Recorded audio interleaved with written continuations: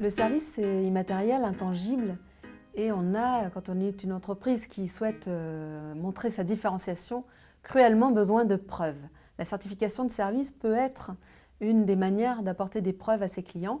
Frédéric, est-ce que vous voulez bien nous expliquer ce qu'est la certification de service? La certification de service est un outil de management, d'animation et de communication interne et externe.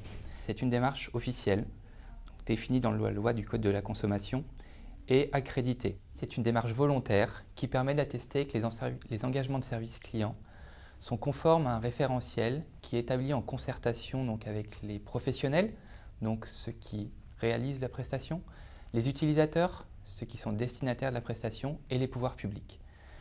La certification de service s'adresse à tout type d'entreprise et tout type d'organisation professionnelle, B2C, B2B. À titre d'exemple, donc Mercure dans le secteur du tourisme, dans le secteur de l'immobilier Guy Hockey, et les centres Noroto pour le secteur automobile. Donc pourquoi ces entreprises ou ces organisations professionnelles se lancent dans une telle démarche? Donc on a identifié trois principales raisons. Donc la différenciation tout d'abord. L'objectif est de communiquer sur les caractéristiques de service rendu qui dépassent la réglementation. La deuxième chose est la gestion d'une profession. Les organisations professionnelles définissent des bonnes pratiques et la certification permet de contrôler et de mesurer le respect des engagements pris. Et le troisième point concerne la gestion d'un réseau.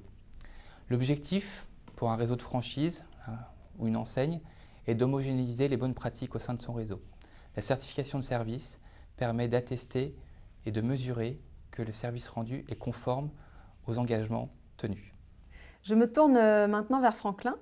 Dans le réseau Guy Hockey, pouvez-vous nous dire sur quel type de preuve la certification de service vous a apporté de la matière? Alors le réseau Guy Hockey, c'est 500 agences immobilières en France qui a initié cette démarche en 2008 sur plusieurs éléments. Montrer que l'agent immobilier est un professionnel de la formation, il connaît son métier, il le prouve, c'est-à-dire qu'il se forme régulièrement et le certificateur vérifie qu'il se forme. Le deuxième levier et la deuxième garantie qu'on peut donner vis-à-vis de la certification de service, c'était vis-à-vis de l'engagement pour le client. L'engagement au niveau du vendeur. Le vendeur souhaite avoir une bonne estimation de son bien. Eh bien, on lui en donne deux. D'abord, on lui répond son estimation sous 72 heures, un engagement de délai, et aussi un engagement de prix. Parce que la certification de service intègre notre méthode de calcul du prix. Un troisième pilier est l'engagement autour de la satisfaction de nos clients. Nous souhaitons que nos clients soient à minima satisfaits à 80%. Et donc, nous avons, grâce à la certification, mis en place une visite mystère.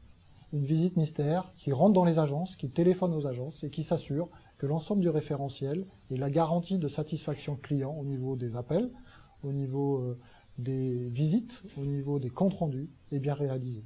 En matière de communication externe, comment est-ce que vous valorisez vos engagements de service auprès de vos clients? Alors tout naturellement, les agences ont le logo SGS, le mettent en avant vis-à-vis de leurs clients. Et ça leur permet de communiquer sur leur professionnalisme et sur la rigueur qu'ils peuvent mettre en place à leur service. Et c'est comme ça que via des cartes de visite, via du papier en tête, à la fois dans toutes les mailings de communication, les agences immobilières peuvent faire valoir leur professionnalisme en local auprès de leurs clients, car c'est un métier totalement local.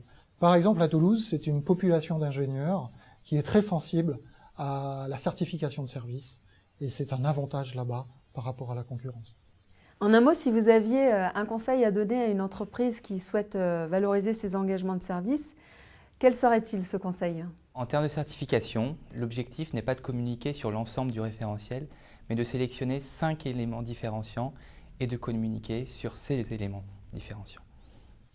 Et dans la pratique, ça peut être se rapprocher localement de ses clients et adapter sa communication au local pour être encore plus proche. Je vous remercie beaucoup.